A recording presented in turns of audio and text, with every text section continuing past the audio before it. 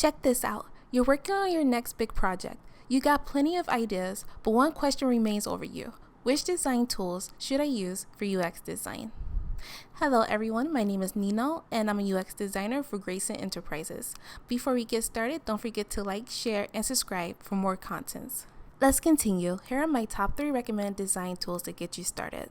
Number 1 on the list, Figma. Now, Figma is a collaborative interface design tool.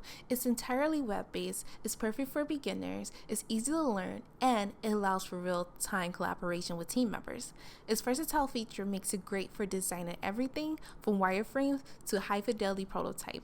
Figma does run on both Mac and PC, plus they have a free and pro plans. You can reuse your design easily and keep track of your changes should you need to go back to an earlier version of your designs. Next on the list, we have Canva.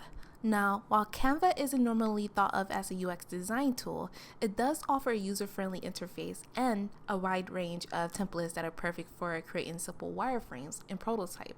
Canva is definitely perfect for beginners who are just dipping their toes into a world of UX design. Just like Figma, Canva also runs on Mac and PC, and they have free as well as pro plans. Last but not least on the list, we have Sketch. Now, Sketch is a beginner-friendly design tool and it was made specifically for UX design. It's easy to use, lots of extra features you can add, you can make cool designs, and try them out on different devices. There is a couple of downsides to this, like Sketch only being available on macOS and they don't offer a free version. So if you want to use a design tool within your budget, I would definitely recommend Figma or Canva. Whether it's Figma, Canva, and Sketch, each of these tools offer a unique set of features and benefits to help start your UX design journey.